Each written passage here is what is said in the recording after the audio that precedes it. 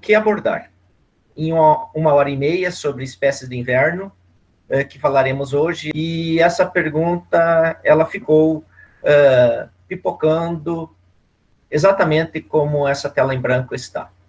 O que falar sobre plantas de cobertura, sem ser, ao mesmo tempo, repetitivo, porque ela tem já aparecido na discussão e vamos tentar construir o porquê dessa naturalidade desse tema estar transversal aos demais, e também tentando respeitar os diferentes níveis de conhecimento dos participantes. E aí, a primeira questão que nos surgiu é realmente uma pergunta que não quer calar. Por que orgânico?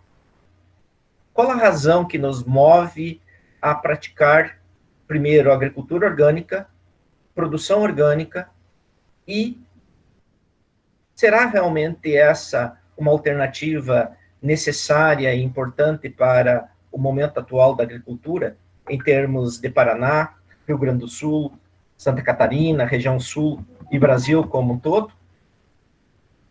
Tentaremos, como eu disse, ser um pouco provocativos na nossa fala. E, dentro disso, não tem como nós falarmos de agricultura orgânica sem que façamos um breve resgate da compreensão da agricultura.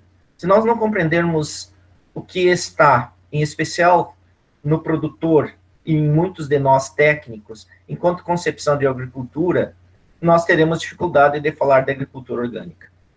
E quando nós falamos de agricultura, nós estamos falando de uma agricultura que já teve diferentes espaços, já passou por diferentes formas de cultivar o solo, passando lá pelo preparo intensivo, e nós gostamos de utilizar essa analogia do semáforo, porque para a agricultura tropical, o preparo intensivo não é uma realidade que nós devemos utilizar como algo, de certa forma, vamos dizer assim, algo necessário, exceto em algumas condições.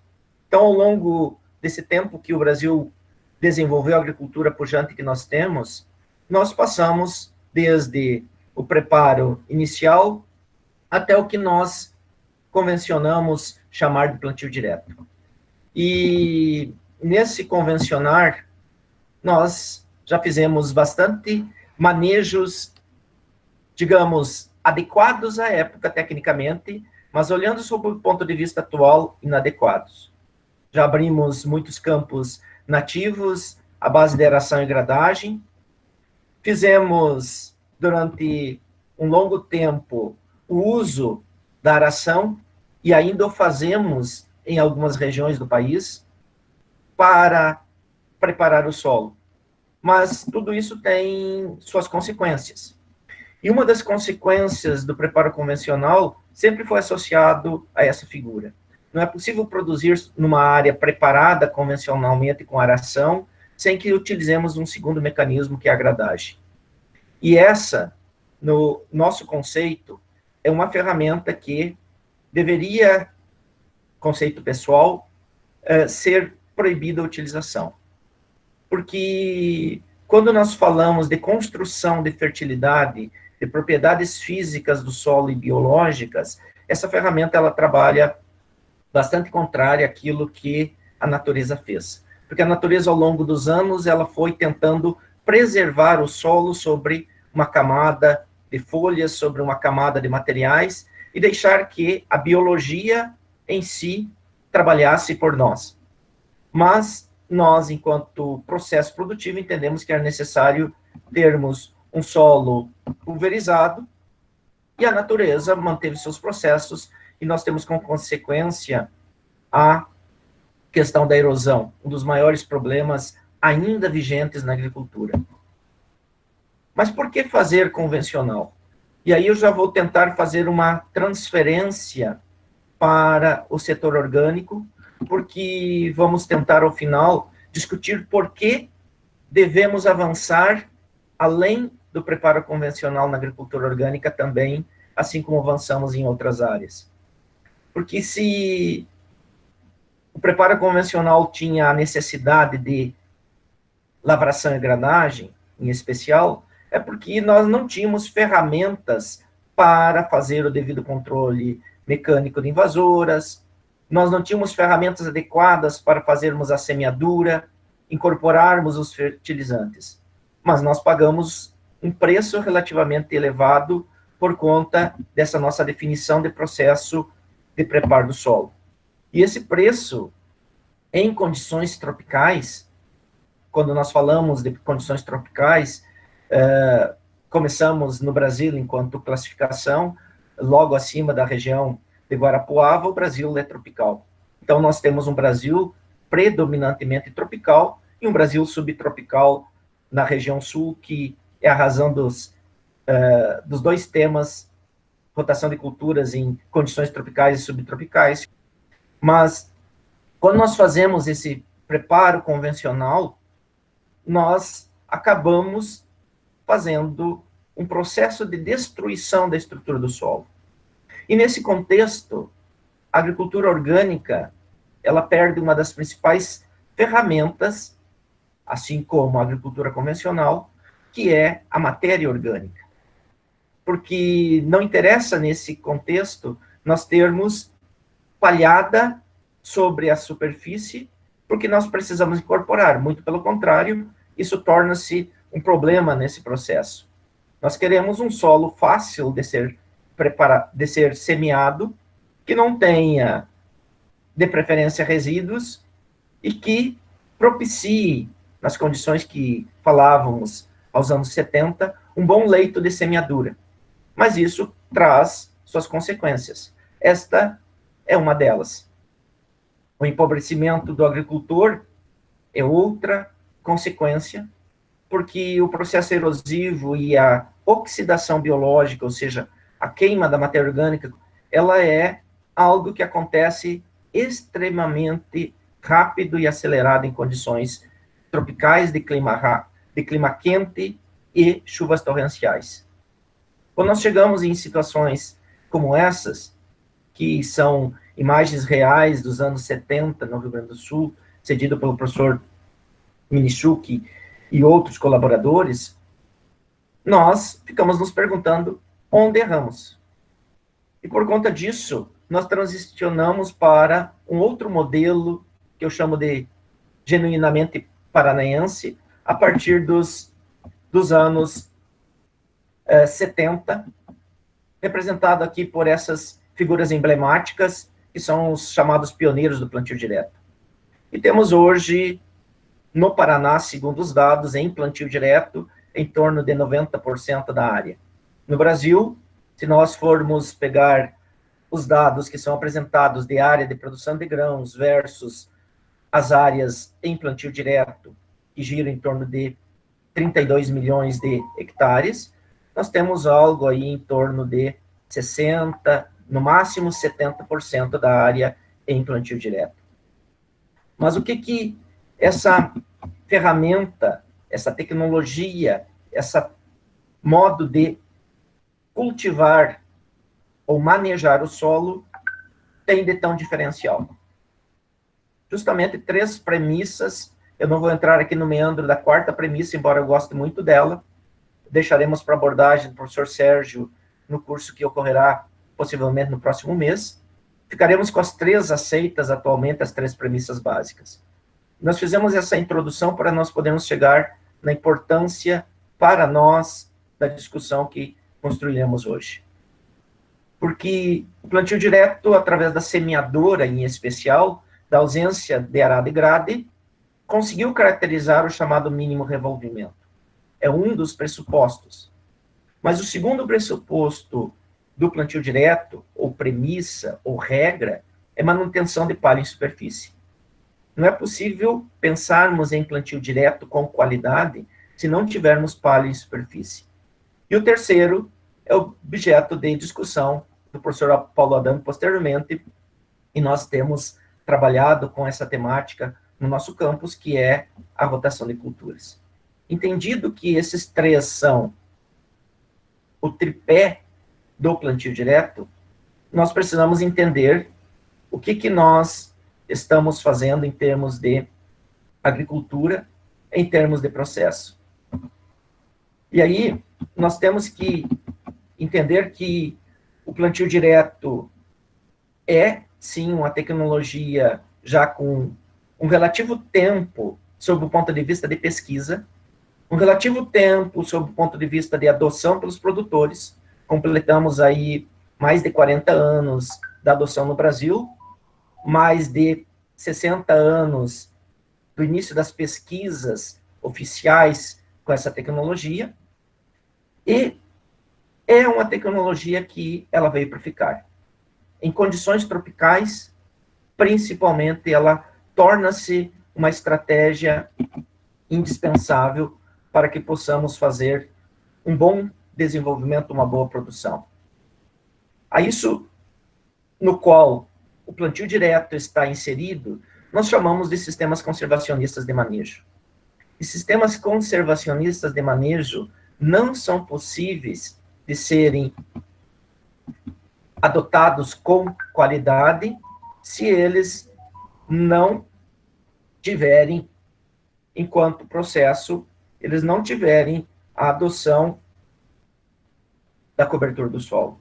É preciso cobrir o solo para que nós possamos fazer com que o desenvolvimento das plantas ocorra da melhor forma possível.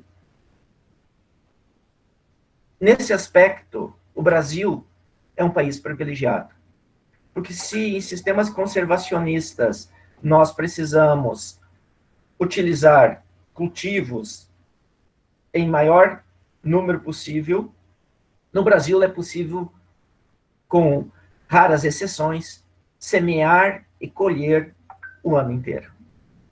No momento em que é possível semear e colher o ano inteiro, que nós chamamos de sistemas de culturas intensivos, maior número de culturas por ano, nós podemos também ter alto aporte de biomassa ou fitomassa, e nesse aspecto entra as culturas de cobertura.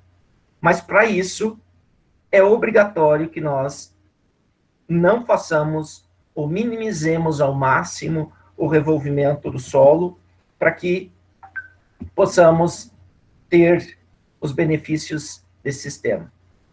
Então, quando nós falamos de plantio direto, essa imagem, ela retrata essa associação do não revolvimento, não enxergamos solo desnudo, de um sistema com adição adequada de palhada e plantas se desenvolvendo num meio em que, como nós veremos posteriormente, as condições ou os benefícios do plantio direto podem ser mais adequados. Mas quando nós olhamos e pensamos com relação a isso, nós estamos pensando o que podemos adotar, o que podemos trabalhar, como podemos discutir plantas de cobertura. Então, o que nós precisamos compreender? Nós precisamos compreender que, com a substituição do manejo convencional para o plantio direto, as plantas de cobertura, elas voltaram, alguns dizem elas ganharam, eu prefiro utilizar o termo, voltaram a ter um espaço privilegiado e necessário na agricultura brasileira. E dentro desse espaço privilegiado, nós passamos a ter cenários como esses na agricultura dita conservacionista. Porque, como nós falamos anteriormente, voltamos a frisar, nós precisamos ter cobertura do solo, mínimo revolvimento e rotação de culturas. Se nós não tivermos esses três pilares, nós não estamos fazendo agricultura conservacionista, não estamos fazendo plantio direto, sob o ponto de vista daquilo que é possível fazer. E na produção orgânica, mais ainda, nós precisamos ter uma concepção diferencial. No entanto, muitas vezes essa é a realidade que nós encontramos e o produtor fala que está com agricultura conservacionista ou com plantio direto. Outra questão que nos chama a atenção é justamente a realidade, em especial para a cultura do milho, da adoção quase que exclusiva da aveia em cultivo puro, solteiro ou isolado, antecedendo a cultura da soja. Nesse aspecto está correto a utilização, mas antecedendo também a cultura do milho.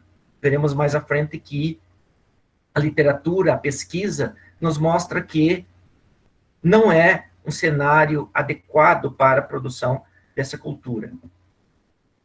Mas o que é adubação verde? O que são plantas de cobertura? Para muitos, isso está absolutamente claro, para outros, talvez nem tanto, e para muitos, podemos conhecer o conceito, mas não temos a inserção dos materiais em nossas propriedades ou conhecimento suficiente. Só que, quando nós vamos buscar na literatura, nós sabemos que a adubação verde é uma tecnologia milenar. Foi assim que o homem descobriu como melhorar a fertilidade dos seus solos, como melhorar a produtividade das suas culturas. Então, o tremoço, que nós vamos falar depois, que é uma cultura de inverno, ela está nos registros ancestrais da agricultura como uma espécie capaz de aumentar o potencial produtivo da cultura que era desenvolvida posteriormente. Eu acho muito emblemático essa imagem, porque ano passado nós completamos 100 anos da primeira publicação em língua portuguesa no Brasil sobre adubos verdes, segundo os relatos históricos. E essa publicação de Dutra, de 1919. Então, há um século, nós possuímos literatura especializada sobre o tema. Em especial, eu sou formado pela UFSM, Rio Grande do Sul, e nós tivemos não só o prazer de estudar com essas bibliografias que estão aqui, de profissionais altamente qualificados, de órgãos de pesquisa e de ensino, de extensão do Rio Grande do Sul, Santa Catarina, Paraná, nos colocando tecnologias de adubação verde no sul do Brasil, com Ademir Calegari, um dos referenciais de plantas de cobertura no Paraná e no mundo, de Leandro Wildner, um dos nossos parceiros do IAPAR, da IPAGRE, que também possui uma vasta experiência, e tantos outros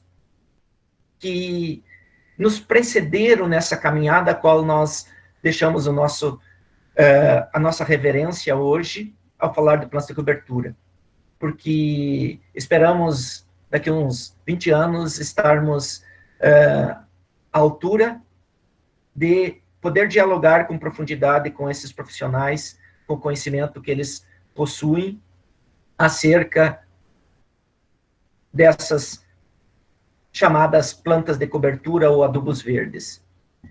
E aí, quando nós passamos para o conhecimento que é trazido ao longo desse tempo, nós gostaríamos de deixar, para aqueles que não conhecem, porventura, essas duas literaturas publicadas mais recentemente, em 2014 e 2015.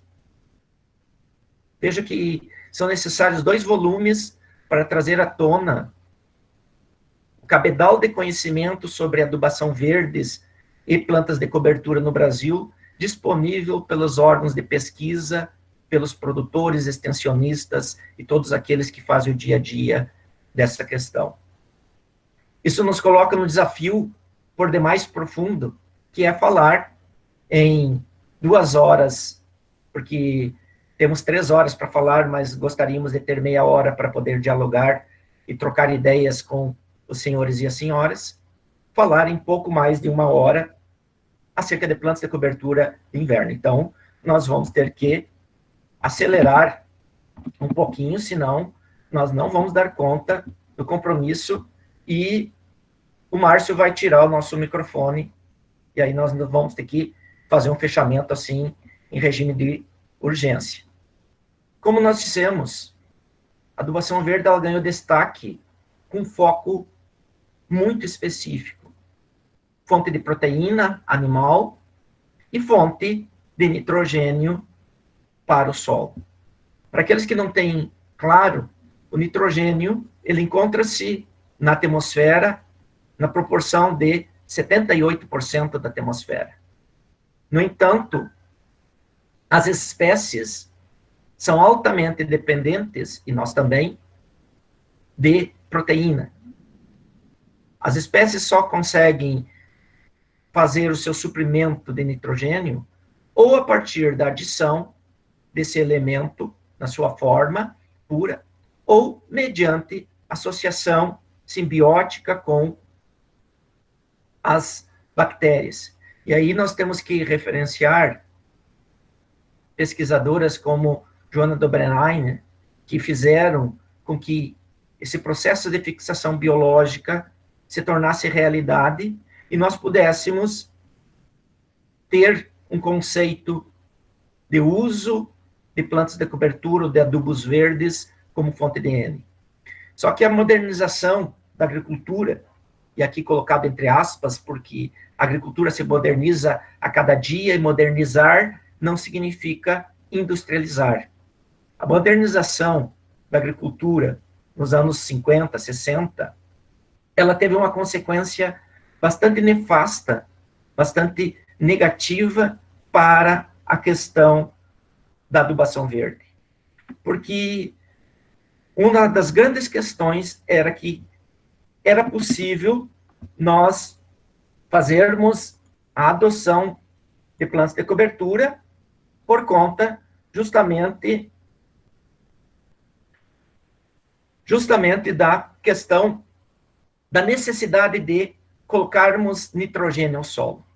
A partir do avanço, e ele é um avanço importante, não podemos compreender que não, mas na discussão de orgânico, na qual nós precisamos fazer, falar de ureia é algo que não pode ocorrer sob o ponto de vista de adoção de adubo químico. Então, nós precisamos resgatar e compreender os princípios fundamentais que ia compreender não só a orgânica, quanto a dita agricultura convencional. Mas tornando-se muito mais fácil nós buscarmos, numa agropecuária, na forma concentrada, 46% de N, falando especificamente da ureia, ou menores nos adubos, por que plantar espécies de cobertura do solo? Levou justamente a um processo de abandono. E também levou a uma pequena confusão que eu sempre gosto de deixar claro, inclusive a capa do livro da Embrapa, ele traz os dois termos, plantas de cobertura e adubação verde no Brasil, fundamentos e práticas. Porque o que é adubação verde e o que são plantas de cobertura? Se nós formos olhar em alguns conceitos, nós vamos perceber que a lógica do termo é diferente, por conta justamente que elas vêm e se referem a períodos diferentes. A adubação verde era a prática usual no período de preparo convencional, cujo objetivo era incorporar ao solo para disponibilizar nutrientes. Daí o termo adubo verde. Já quando nós adentramos no plantio direto, nós passamos a ter a preocupação de manter o solo coberto. E aí, nessas condições, nós passamos não só a ter os efeitos de adição dos nutrientes, ou reciclagem dos nutrientes, que os adubos verdes faziam, mas um benefício adicional, que é o benefício da cobertura do solo para evitar a elevação excessiva de temperatura em termos de superfície do solo e outras consequências daí advindas. Mas nós comentamos ao início que para fazer a produção orgânica nós precisamos mudar alguns conceitos. Nós gostamos bastante deste material, ele é publicado numa das revistas especializadas norte-americanas, Soil Science Society American Journal, de 2014. Então, já está aí há 6 anos. E ela é uma revisão. É um artigo bastante teórico, mas por que nós trouxemos ele nessa discussão de plantas de cobertura? Porque é necessário compreendermos que, quando falamos de agricultura orgânica, nós estamos fazendo um novo olhar, uma nova visão do solo e do processo como um todo. Isso exige repensar nossas ações e nossas práticas e compreender o que nós estamos fazendo. Principalmente porque os autores vão colocar uma figura que vai nos falar das diferentes eras, as diferentes idades que nós vivemos. Para aqueles que não estão acostumados com a língua inglesa, e eu também não sou um grande profissional na área, mas nós queríamos trazer apenas o conceito básico. Porque quando o autor propõe, e nós concordamos com essa visão, que nós já vivemos a era newtoniana, a idade das máquinas, sob o ponto de vista do princípio cartesiano, que nós já trabalhamos a compreensão do meio vivo em si, a compreensão do meio ambiente, mas que nós estamos mergulhados na era da sustentabilidade, no momento de compreender a produção com um enfoque mais amplo que interage com esses outros dois, mas que leva a uma questão que é a chamada complexidade. E fazer agricultura já é uma atividade complexa.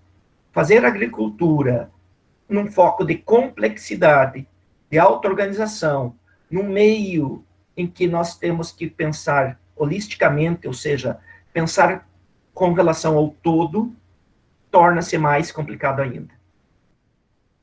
Em especial para nós brasileiros. E eu digo em especial para nós brasileiros, porque no slide seguinte eu trago um artigo um pouco mais antigo, também em língua inglesa, tá? Que também é uma revisão.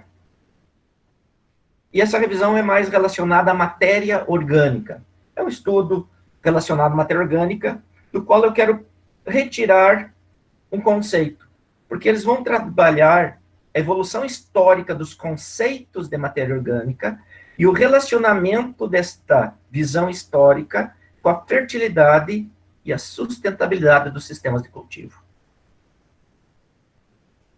E o que esses autores nos propõem ao longo de um texto também bastante teórico? Uma figura que é um emaranhado, que quando eu trabalho com os alunos da pós-graduação, eles ficam meio doido com essa figura aqui. Não pretendemos de forma nenhuma abordá-la, não é esse o objetivo. Mas nós queremos trazer 2 enfoques apenas. Quando nós olhamos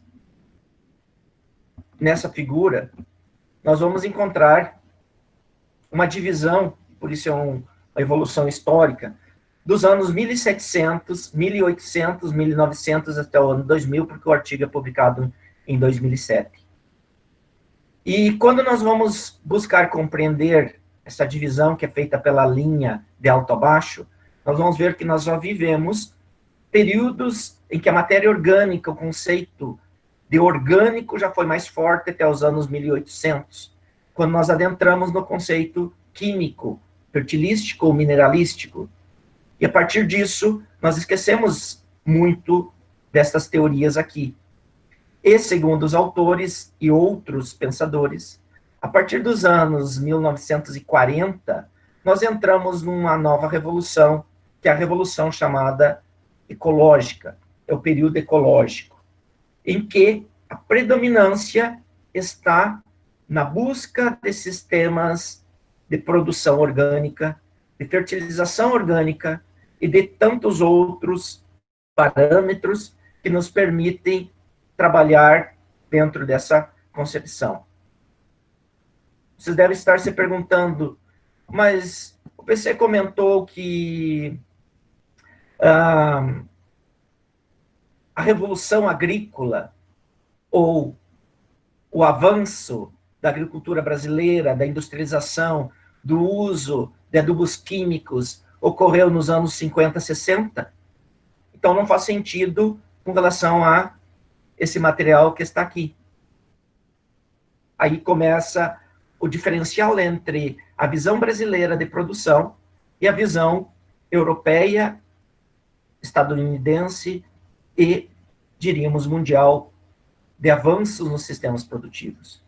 Porque já coloquei, me arrisco a dizer que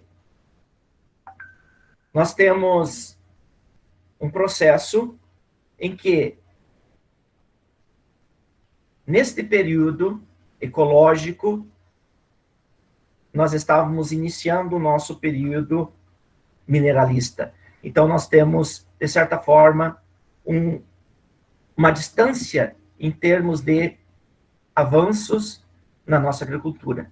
Isso nos leva a um desafio. E esse desafio, de certa forma, aqueles que puderam participar, em agosto do ano passado, nós fizemos no Campus Dois Vizinhos o simpósio de solos, o 5º, em que, em parceria com a Guebana e outras entidades, em especial a Federação Brasileira de Plantio Direto na Palha, nós organizamos a primeira tarde de campo em agricultura sustentável. Porque a agricultura sustentável, ela está diretamente relacionada à produção sustentável e é uma necessidade que nós temos para a produção. E não conseguimos falar de agricultura sustentável sem que nós compreendamos plantas de cobertura. Quando nós falamos de plantas de cobertura, nós temos que entender que elas se organizam em termos de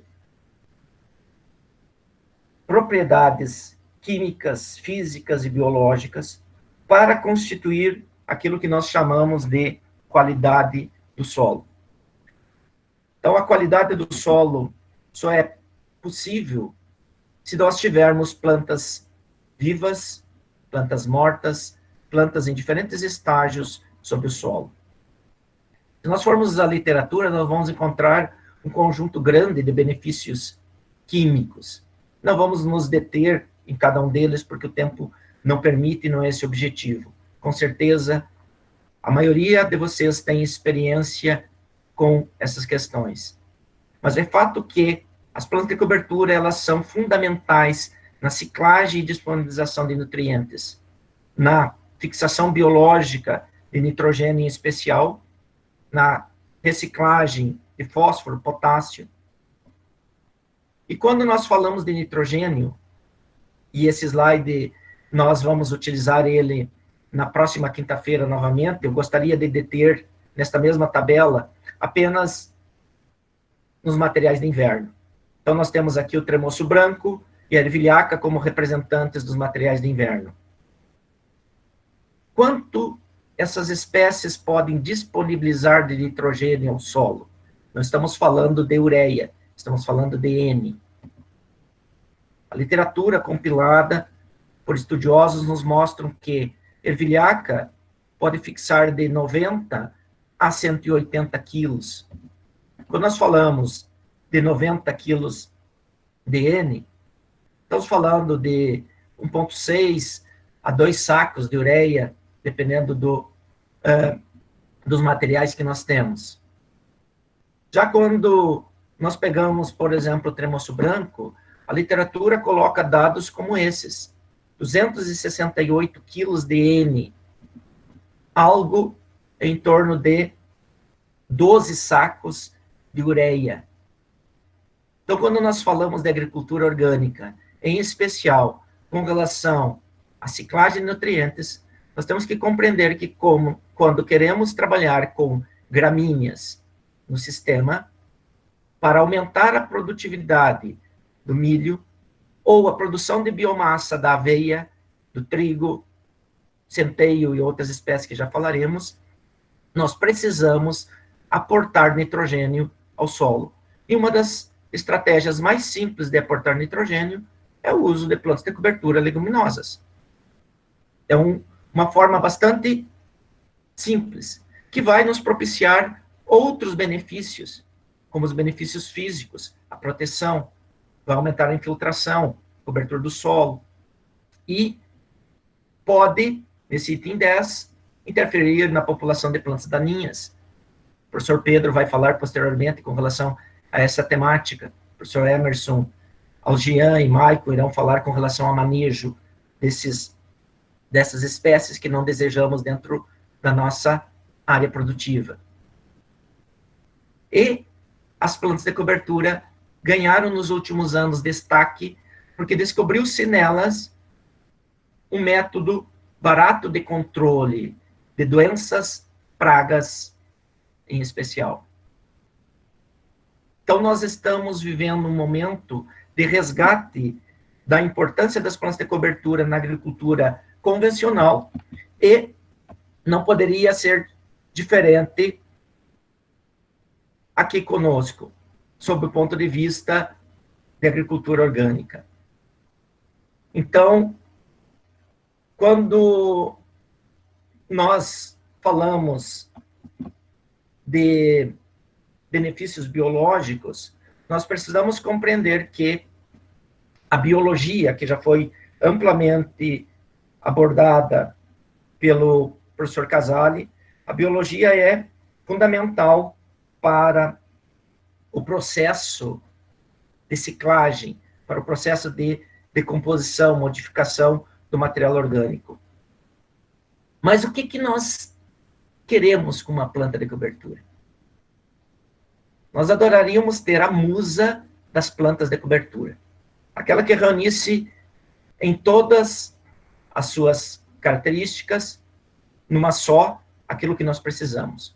Produzisse bastante, em pouco tempo, crescesse muito rápido, fosse pouco exigente, estivesse dentro daquela janelinha de 30 dias, 40 dias, que nos sobrou entre uma cultura comercial e outra, que não fosse hospedeiro de praga e doença, muito pelo contrário, que conseguisse controlar, que tivesse um bom sistema radicular, porque nós sabemos que os nutrientes, eles podem ir descendo no perfil. De preferência, eu vi ali no chat, alguém postou a dificuldade de encontrar semente de ervilhaca. De preferência, fosse fácil a sua produção de sementes e fosse abundante, para que não resultasse num custo considerado como oneroso para a nossa propriedade. Algum de vocês conhece essa espécie? Se alguém conhece essa espécie, por favor, poste o nome aqui no chat, o local onde nós encontramos essa espécie e como que nós fazemos para adquirir semente dela. Porque uma espécie que reúna todas essas características e ser de curto ciclo, mas produzir alta biomassa, ser alta produtora de semente, ao mesmo tempo que é capaz de não se tornar uma hospedeira. Quando nós olhamos essas questões, nós ficamos justamente com uma dificuldade de buscar essa espécie, a chamada espécie perfeita, porque não é simples de nós conseguirmos fazer isso. Como que nós poderíamos, então, fazer com que as plantas de cobertura que utilizamos tivessem essa característica? Pesquisa, cruzamento genético, mistura de plantas, biotecnologia. Como fazer para conseguir que essas espécies elas possam ser realmente espécies com potencial de serem adotadas pelo produtor e possam ser espécies com potencial de serem utilizadas. Então, não tem jeito. O jeito é nós compreendermos como que cada espécie pode contribuir dentro do nosso sistema produtivo. E mais do que isso, nós entendermos como que nós vamos utilizar dentro de um manejo de rotação de culturas, e por isso a rotação de culturas lá no plantio direto é algo essencial. Dentro do manejo de rotação de culturas, como que nós vamos inserir? Então, quando nós pegamos e queremos procurar isolada, ela não existe. E adicional ainda, nós não queremos pragas sendo multiplicadas na propriedade. Se possível, não devemos usar espécies de mesma família botânica. Então, quando que nós inserimos plantas de cobertura? Nós dividimos didaticamente aqui, na fala de hoje e na fala de quinta-feira. Vamos falar hoje de espécies de cobertura para outono e inverno. Elas têm baixa competição com as nossas culturas comerciais, trigo, soja, feijão, milho. Aliás, com o trigo tem uma competição por ser de inverno, mas milho, feijão, soja, não. Por conta disso, elas têm uma utilização mais eficiente. E dentro dessa utilização mais eficiente, nós precisamos escolher quais nós vamos usar. Porque quais são as principais espécies de outono e inverno? O que nós temos disponível? Quanto mais ao centro e quanto maior for a palavra em tamanho de letra, mais elas se referem ao que nós utilizamos. Então, a pergunta que nós colocamos foi as espécies de inverno mais cultivadas na minha propriedade ou dos meus produtores. Corroborando aquele dado que eu coloquei lá ao início, que a predominância de planta de cobertura para milho, soja, feijão é aveia, em especial aveia preta, para ser bem específico, elas estão ocupando o centro do nosso slide. Se a aveia é a nossa principal espécie, nós temos que começar falando dela. Então, quando nós estamos falando de plantas de cobertura de inverno, não poderíamos deixar de fora, obrigatoriamente, a aveia preta. É uma espécie que ganhou realmente a preferência do produtor por conta de que ela tem um ciclo longo, sob o ponto de vista de semeadura. Dá para semear, eu coloquei aqui abril a junho, mas dá para semear de março a julho, depende da região onde estamos.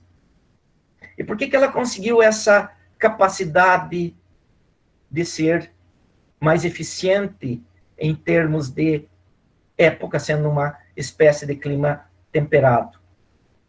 Porque a aveia preta possui programas de melhoramento genético.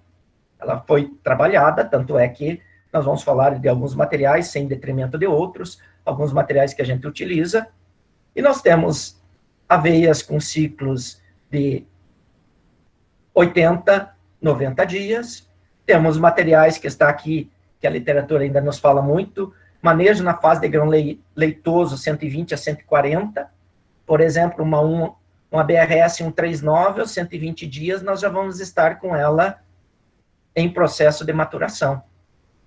Uma Iapar 61, ela estará realmente começando, 120 dias, começando o seu processo para as nossas condições de sudoeste, mudando a região, muda o ciclo, mas para as nossas condições de sudoeste, 120 dias, ela vai estar começando a entrar no seu processo de florescência plena.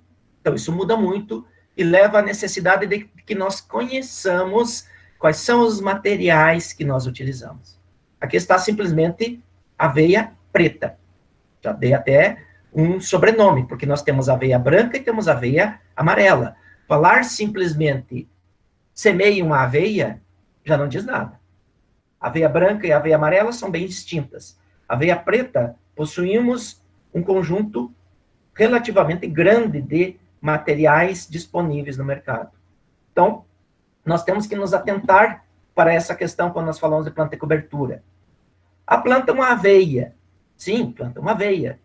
Mas o produtor, para nós que somos técnicos, vai fazer a pergunta: qual aveia?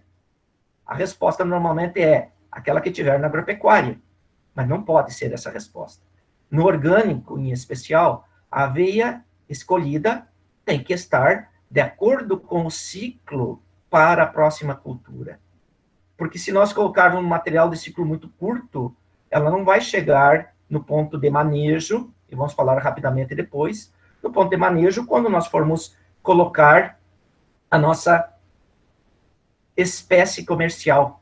E nós não podemos nos valer aqui daquilo que o produtor tem feito de forma errônea, inclusive na área de preparo de plantio convencional, ou melhor dizendo, na área de plantio direto em sistema convencional de produção de grãos. Não dá para eu colocar uma aveia preta e mudar de ideia 30 dias depois, a não ser que eu queira usar a grade. Eu já coloquei lá atrás que a grade, para as condições tropicais, não está previsto. Ah, podemos roçar uma aveia preta? Podemos, mas ela vai dar rebrote. Podemos rolar? Podemos, também vai dar rebrote. Podemos dessecar? No orgânico, não. Então, aqui, mais do que nunca, conhecer o ciclo de espécies, de todas, diga-se de passagem, a comercial ou a de cobertura, é obrigatório para a nossa compreensão. A produz de 3 a 6 toneladas por hectare. Esses são dados da literatura. Nós temos conseguido produção de determinados materiais de aveia acima de 10. Aveia branca, em especial, existem materiais que produzem acima disso. Por outro lado, há produtores que não conseguem chegar a 3 toneladas com o material que utilizam. No Paraná não é muito usual, mas nós temos companheiros do Rio Grande do Sul, Santa Catarina, e nós temos, para as regiões mais frias, o azevém como um material que entra muito forte, em especial por conta do pastejo. É um material bacana? É. Pode ser utilizado em área orgânica? Pode. Mas aí nós temos que saber a época, na nossa região, adequada de manejo. Porque azevém, mais do que aveia, passar rolo nele, passar roçadeira nele, vai fazer rebrotar mais ainda. Tem uma vantagem ou desvantagem. Tem ressemeadura natural alta. Isso pode ser bom, se eu quero economizar em sementes. Pode ser péssimo, se eu quero utilizar a área para outro fim.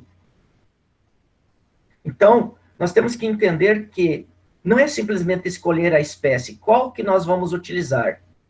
Nós queremos semear soja e o nosso material vai entrar no dia 15 de setembro, porque o zoneamento já permite para algumas regiões. Isso nos dá junho, julho, agosto, setembro. Nos dá 4 meses. O material tem que ser um material que esteja pronto em... Vocês vão achar que eu estou exagerando, mas não. Mas em exatos 4 meses. Não é em 3 meses e não é em 5. Pode ter alguns dias de variação. Mas se ele aprontar antes, eu vou ter que manejar. E se ele aprontar depois, é um pouquinho pior, porque eu vou ter que atrasar a minha área de semeadura da cultura comercial. Então, isso exige um conhecimento de plantas de cobertura e de culturas comerciais no orgânico mais do que o trivial numa área que eu posso sair aplicando glifosato do primeiro ao 100º dia. Uma curiosidade que a gente coloca aqui da questão do azevém.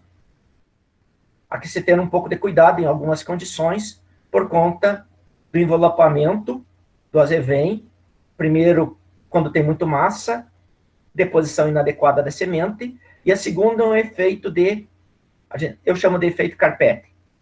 Ele abre a linha quando você trabalha com a botinha, como o sistema radicular é muito denso, ele fecha. Ele é perfeito, como pode ser visto nesse milho que está no meio da palha, para fazer plantio direto invisível.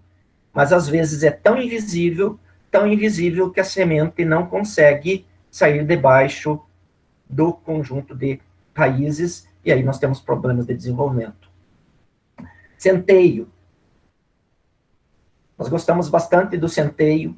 É um dos materiais mais utilizados em agricultura orgânica nos Estados Unidos, em áreas de manejo, por conta de que, diferente da aveia, o centeio, ele, manejado no ponto adequado, ele tem um menor risco de rebrote.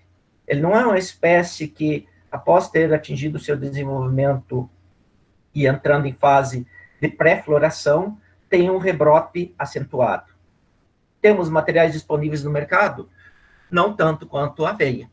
Há programas de melhoramento da Embrapa, IAPAR e outras instituições. Em agropecuária, de maneira geral, é bem difícil de encontrar.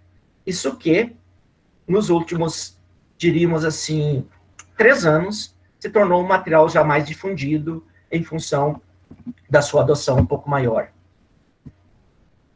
A tal da ervilhaca, citamos atrás, fantástica em termos de desenvolvimento, fixação biológica de nitrogênio, cobertura do solo, embora se decomponha muito rápido, mas é uma cobertura eficiente, mas é um material muito lento, num ciclo muito longo na maioria dos materiais, e que a pesquisa pouco se debruçou sobre ela. Existem materiais disponíveis, 3, 4, e muito raro de ser encontrado. Normalmente, a ervilhaca vem desse jeito que está aqui, ervilhaca comum, e não se informa qual é a cultivar.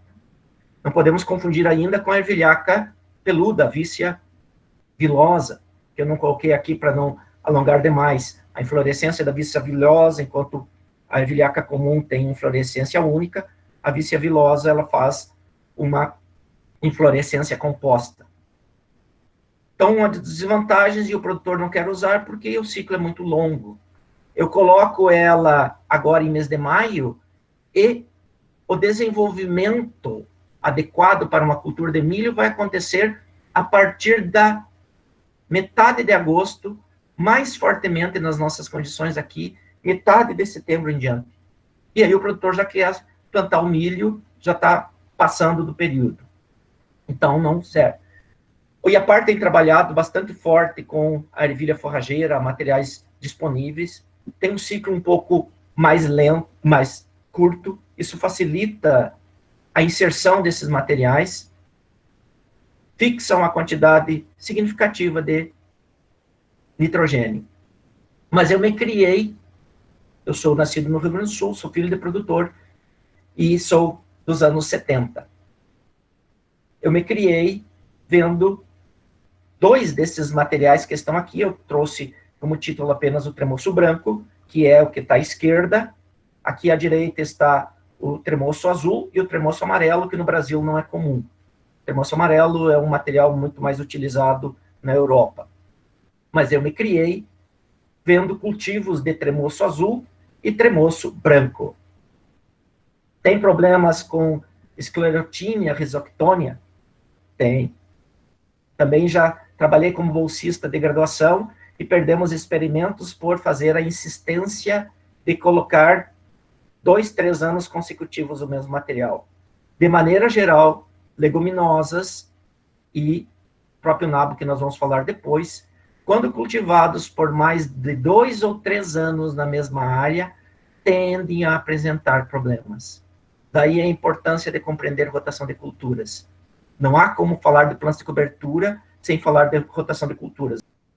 O nabo, assim como o tremoço, ele foi o carro-chefe dos anos 70, anos 80, no convencional, quando falávamos de adubos verdes. No entanto, perdeu espaço, principalmente por uso inadequado e um marketing desfavorável. Há produtores, hoje, quem é da assistência técnica sabe disso, que se falar de nabo forrageiro, o produtor quase expulsa de dentro da propriedade. Nabo é sinônimo de mofo, é sinônimo de doenças, é sinônimo de problema. Sim, nabo tem problema? Tem. Nós vamos apresentar já na sequência alguns dados da nossa área experimental. Nós estamos insistindo, e esse foi o último ano, nós mudamos já no próximo ano, insistindo na adoção dele em área de parcela sem fazer rotação. Ele simplesmente já nem nasce mais. Virou uma parcela de produção de escleródio. Não tem como ser diferente. Toda e qualquer espécie submetida à pressão de seleção, à pressão do meio, sob o ponto de vista de uso contínuo, tenderá a apresentar suas fragilidades. Então, o nabo é um excelente descompactador, é excelente em termos de reciclagem de potássio, de fósforo, não fixa nitrogênio, aí nós temos que ter clareza no orgânico. Vou colocar nabo na área orgânica para aumentar a quantidade de nitrogênio disponível. Se eu não trouxer de outras áreas, ele pode aumentar por buscar em profundidade, mas a capacidade de fixação biológica é praticamente nula. Então, nós temos que ter cuidado, porque às vezes a gente diz, o nabo é muito bom porque ele vai adicionar nitrogênio ao solo. Ele adiciona por reciclagem, não por fixação. Mas o que são consórcios? A gente pensa em consórcio de carro, vamos tirar um lá, um consórcio de máquina agrícola. A ideia do consórcio é uma combinação de plantas. Alguns chamavam de coquetéis, de misturas. Mas atualmente vocês vão ouvir falar mais deles com palavras remote, que é os tais dos mix, ou como utilizado por uma outra empresa, o tal do blend. Qual o grande problema de trabalhar com consórcios? É como misturar essas sementes. Qual é a proporção adequada? Quanto entra de uma? Quanto entra de outra? Se eu plantar mais no cedo, a mesma proporção é válida para o plantio mais do tarde? Eu tenho lá uma mistura de nabo e aveia, uma proporção X, semeada em março, final de março, para as nossas condições, vai haver explosão de uma em detrimento de outra. Semeada em mês de junho, ocorre o inverso, para a mesma combinação. Com mais chuva, com menos chuva, muda.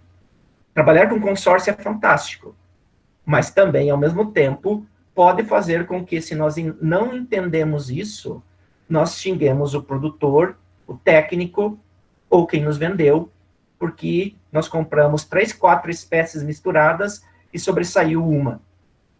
Depende muito também da fertilidade do nosso solo. Em homenagem à nossa colega Lutécia Canali, do IAPAR de Ponta Grossa, nós trouxemos de uma apresentação dela como representação para não adentrarmos na discussão de empresas comerciais do que seriam alguns mix possíveis, consórcios ou coquetéis. Nós vamos apresentar alguns dados na sequência com relação a essa questão. Mas como é que eu sei se estou adequadamente fazendo um bom trabalho? Eu tenho que, minimamente, poder dar uma quantificada na produção da palhada na minha área. Como é que eu faço isso? Vou lá e pego um quadro de 1 metro por 1 metro, 50 por 50, área conhecida, corto a palhada. Mas eu não tenho uma estufa. Bota a secar ao sol, bota dentro do forninho do fogão a lenha, pesa esse material com a balancinha de pesar galinha. Não vai dar. Porque a precisão desse material, não sei que a balança seja muito boa, temos balancinha aí a R$30, uma capacidade muito grande para ir para o campo, para regular a semeadura. Dá para levar para o campo para fazer esse tipo de avaliação. Mas precisamos conhecer quanto que produz. Nós compilamos aqui dados experimentais de 4 anos, mostrando o seguinte: quando nós falamos de aveia, nós temos uma média em 4 anos de 4,7 toneladas ou megagramas de matéria seca. Quando nós falamos de ervilhaca, nós temos a metade disso. Ela realmente produz pouco, semeada em maio e avaliada em setembro. Quando nós falamos dos mix que estão aqui, aveia, ervilhaca, nabo, esse primeiro, aveia mais ervilhaca, esse segundo, veja que nós conseguimos o benefício da produção de palhada daqui, e no próximo slide perceberemos que conseguimos o benefício da ciclagem ou fixação biológica de nitrogênio daqui. Então, nós temos a mesma produção de palhada que tínhamos aqui, praticamente igual, e temos a mesma capacidade de ciclagem de nutrientes que temos aqui nas leguminosas. Daí a razão que cada vez mais nós vemos campos adotando uso de plantas de cobertura consorciadas. 1, 2, 3, 4. Qual é o limite? Não sei. Alguns falam em policultivos, eu não usei essa palavra antes. Policultivo, 10, 12 espécies semeadas todas juntas, para que os benefícios individuais de cada uma sejam associados e gerem um benefício coletivo. Mas Rolf Derpisch, lá em 1984, dizia da importância do efeito residual das coberturas para produzir depois. Aí, em 2010, este ano estamos completando 10 anos do experimento, que nós vamos falar brevemente na sequência. Em 2010, nós colocamos um experimento similar. Tremoço e ervilhaca, 6.000 quilos. A média paranaense é isso. Nos anos 80, produzíamos sem nitrogênio isso. Em cima de nabo, 6.000 quilos também, 100 sacas por hectare. Em cima de aveia, já baixa a produtividade. Colocamos no campus aqui, mais ou menos similar o trabalho, 4 anos de avaliação, média, 6.000 quilos. Nabo, 6.000 quilos de milho, na ausência de adubação nitrogenada adicional. Aveia sem nitrogênio, metade da produtividade. Qual era o teto da produtividade esperada, adubação de base, porque isso aqui é um experimento com adubação química, ele não é inorgânico.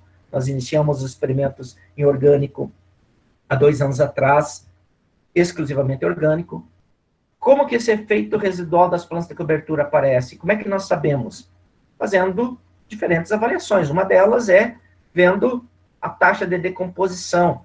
Pegamos palhada e colocamos em saquinhos, os chamados litter bags, ou sacos de decomposição. Tiramos eles a cada 15 dias e vamos avaliando a taxa de decomposição. Aqui a área experimental da universidade, a área convencional, e as faixas em amarelo são as doses de nitrogênios utilizadas. Então, nós temos metade do experimento sem nitrogênio, metade com nitrogênio.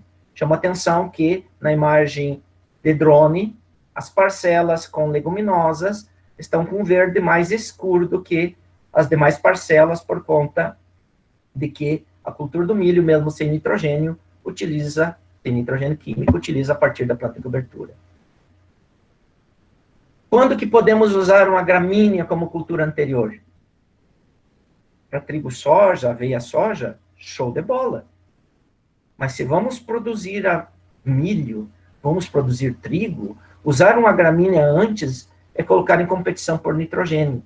No orgânico, mais ainda, que nós não vamos poder utilizar fontes externas.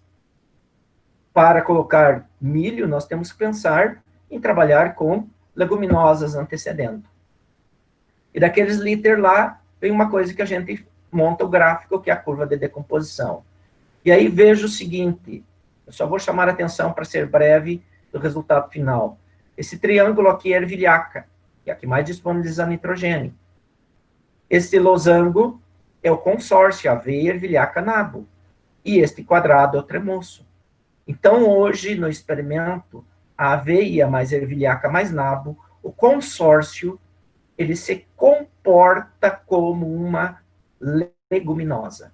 Embora tenha uma gramínea como predominante, uma crucífera e pouca ervilhaca, o somatório dá um comportamento similar em termos de disponibilidade e em termos de produtividade. Por quê? Porque quando nós olhamos aqui, um dos slides que eu vou usar, a comparação com nitrogênio e sem nitrogênio, aqui nós temos, o experimento tem barras pretas sem nitrogênio, são 10 anos sem uso de N externo. Barras cinzas com 400 quilos de ureia por hectare para a cultura do milho, 180 quilos de N. O que ocorre? É óbvio que aveia, gramínea sem nitrogênio não vão produzir. O diferencial para a adoção de nitrogênio é elevada. Mas quando nós vamos ver o conjunto de leguminosas de Brássica ou do consórcio, nós percebemos que nós nos aproximamos mais do teto médio das culturas utilizando qualquer uma delas. Então, é possível produzir orgânico com produtividade similar ou até superior a determinadas doses de uso de nitrogênio químico na nossa propriedade. Só da adoção de sair de uma aveia pura para sistemas com leguminosas, nós podemos aumentar nossa produtividade em 4 vezes. Isso é fantástico. Isso nós sabemos desde que Dutra publicou o livro de Adubos Verdes em 1919. Sabemos de literatura desde os anos 70, 80, aprofundadamente. Porque temos dificuldade de usar na agricultura convencional e também na orgânica. O que nós estamos verificando? O teto do projeto, a adubação de base, era para 6 toneladas. Passados 5 anos do experimento, nós estamos atingindo, com N, produtividades de 9. Então, nós mudamos o teto de produção, mudamos a adubação, e estamos correndo atrás. E aí eu fiz uma brincadeirinha, esse gráfico está bem, Paulo Adam vai xingar o meu gráfico, mas ele está bem simprão, como diz o pessoal, porque eu fiz ele ontem à noite, nós estamos trabalhando com os dados de 10 anos, e aqui estão os dados com N e sem N, bem bagunçado justamente para vocês não entenderem na primeira figura. São todos os 16 sistemas que nós usamos. Quando nós vamos olhar em separado, nós percebemos o seguinte: linhas vermelhas é a produtividade do milho ao longo dos 10 anos. Tá? Isto aqui é aumento de média, não é produtividade acumulada, é produtividade média cumulativa. Eu vou aumentando a média ano a ano, construindo a fertilidade. Nós percebemos que o conjunto de leguminosas e consórcio, eles estão construindo uma nova fertilidade do solo e aumentando a produtividade da cultura. Já quando nós pegamos as gramíneas, elas estão ou se mantendo ou diminuindo a produtividade da cultura principal. É óbvio que quando nós comparamos com a adição de 400 quilos de ureia, há um estouro. Veja que aqui tanto faz se é aveia, nabo, ervilhaca. Se é para usar ureia, não se preocupe com qual planta de cobertura você está usando sob o ponto de vista químico. Tanto faz. Se preocupe sob o ponto de vista físico. Então, o que nós temos? Nós temos esta figura brincando um pouquinho. Todas elas, a produção sem N é menor? É. Mas há espécies que estão encostando, depois de 10 anos, estão chegando no mesmo patamar produtivo que nós obtemos com adição de nitrogênio. Então, veja que este último dado aqui não é a produtividade do último ano, é a média de todos os anos em termos de produtividade.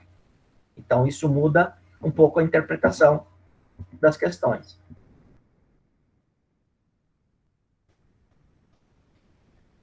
Deixei esse slide aqui para vocês pensarem um pouquinho. Tá? O meu um minutinho para tomar um chimarrão.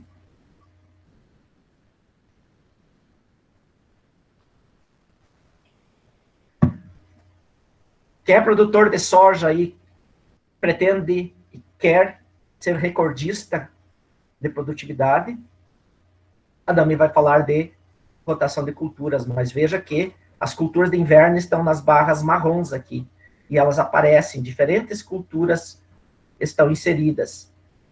Então, já encaminhando para o nosso encerramento, a proposta de hoje, e eu não coloquei ela no começo, é trazer uma abordagem das culturas de inverno associada com as abordagens conceituais. Então, a pergunta que nós temos é, o que precisa para fazer mais do que produção orgânica? Sistema plantio direto orgânico. E agora sim, eu gostaria de falar de sistema e não de plantio direto. Se perceberem lá atrás, eu não mencionei nos slides como sistema, porque, segundo os dados disponíveis por alguns pesquisadores, dos 33 milhões de hectares existentes no Brasil, em torno de 20% apenas fazem sistema plantio direto. Apesar da literatura estar forçando o uso da palavra sistema plantio direto, e nós encontrarmos que temos 32, 33 milhões de hectares em sistema plantio direto, sistema é quando nós utilizamos todos os preceitos, mínimo revolvimento, palhada em qualidade e rotação de culturas. Ao não ter um desses, nós estamos fazendo plantio direto. Então, já é um certo consenso que nós temos em torno de 20% das áreas produtivas convencionais em sistema plantio direto. Meu sonho é que plantio direto orgânico consiga estabelecer como meta 100% sistema plantio direto orgânico. Isso é possível. O que precisamos para isso? Primeiro, entendermos que nós temos uma mente entranhada de plantio convencional. Nós temos que bloquear esse sinal vermelho aqui, que vale para o convencional, sem demérito aos produtores orgânicos que fazem convencional, deixando bem claro, porque temos necessidades, e daí as demais discussões, a vencer para chegarmos lá, mas enquanto agricultura, o convencional no Brasil não é tecnologia a ser adotada. Talvez um preparo moderado, intermediário, quiçá um plantio direto. Mas, para chegar ao que nós desejamos, um verde mais brilhante, o sistema plantio direto orgânico, nós temos que nos aproximar das bases que compõem ele. Então, quanto mais para cima nós tivermos nessa pirâmide invertida, mais difícil é de nós fazermos um plantio direto adequado, com qualidade. Então, o que ocorre? Quando nós olhamos essa lógica, que parece tão simples de pensar, mas um pouquinho mais complexa de adotar, nós entendemos que é possível, sim, fazer sistema plantio direto orgânico com qualidade e com propriedade. Temos assistência técnica qualificada, temos produtores competentes, temos materiais que precisam, alguns ainda serem conhecidos para se inserir no sistema, mas temos materiais disponíveis. O que precisamos é entender o que precisamos fazer. E para isso, para chegar nesse que nós chamamos de SPDO, Sistema Plantio Direto Orgânico, nós precisamos fazer algumas mudanças de paradigmas. Não dá para trabalhar com a visão do convencional, não dá para trabalhar com a visão do sistema moderado, e não dá para trabalhar com o sistema, ou melhor dizendo, com a visão do plantio direto, que alguns consideram como o que está bom aí. Cultura comercial e cultura comercial. Pouca palhada, pouco sistema radicular, pouca diversificação de cultura, mas é isso. Aqui é a nossa área experimental de produção orgânica, agora sim é a área orgânica, e o que nós chamamos de mudanças de paradigmas. Para mim, esse é um exemplo clássico de mudanças de paradigmas. Essa é uma foto encaminhada pelo Dionísio, nosso mais falante produtor que eu conheço da área orgânica, uma adaptação feita na propriedade, mas que funciona. Um rolo tora, que, segundo as palavras do Dionísio, ele faz questão de fazer todos os anos de novo, porque se deixar secar, não fica tão bom quanto um eucalipto roliço novinho funcionando bem. Esse é o modelo que está previsto pelo Instituto Rodale enquanto forma de manejo para a agricultura orgânica norte-americana.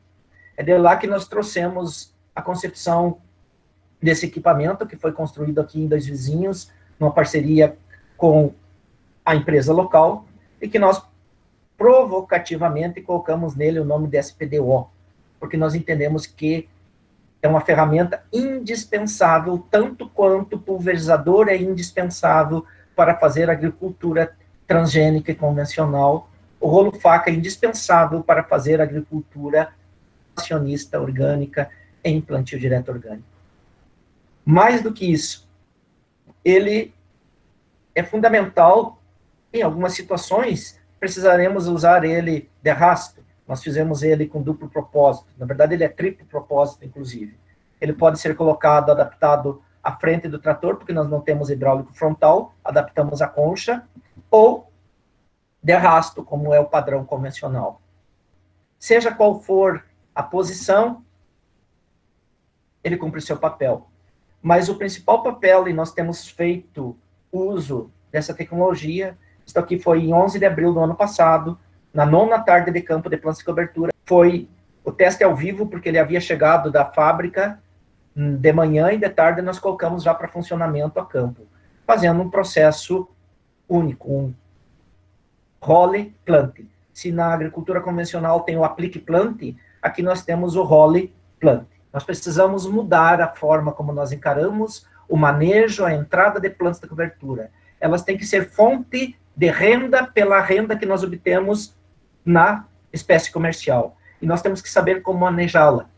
Em últimos casos, e fizemos isso esse ano, a gente passa uma roçadeira em cima disso tudo. Mas é o máximo que eu chego. Passar uma grade vai ser difícil de me convencer. Mas uma roçadeira nós tivemos que fazer esse ano, infelizmente. Tá? Então, o que ocorre? É tecnologia que está já disponível no mercado, precisamos de adaptações, precisamos. Aí o papel do Algian e parceiros, Emerson, que está também aqui no grupo, no desenvolvimento de máquinas. E deixo na provocação, para aqueles que não conhecem, não vou falar um único slide dele, vou deixar apenas a imagem limpinho, zerinho, tá, desse outro equipamento, cujo princípio é o mesmo. Ao invés de nós termos um rolo frontal ao trator, nós temos agora um rolo frontal à semeadora. O princípio é o mesmo. A ideia é a mesma. Uma única operação, nós manejarmos para podermos fazer plantio no verde. Mas o fato é que nós temos que aprender outras coisas e outros desafios. Então, fechando a minha fala, eu deixo a Adame aí já feliz porque eu terminei a minha fala, mais feliz ainda porque está em cima de uma braquiária, tá?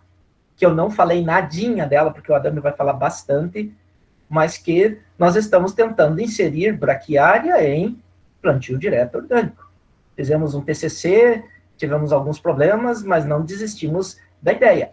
14, 15, 16 toneladas de matéria seca? Tem problema de plantabilidade? Tem. Vamos resolver o problema com as semeadoras. O meu problema não é plantabilidade, o meu problema é produzir palha. Essa é a minha filosofia. Resolver o problema de plantabilidade é o problema do setor de máquinas, é do setor industrial. Eu entendo, e a agricultura entende, que é necessário produzir palhado. Muito obrigado pela atenção de todos.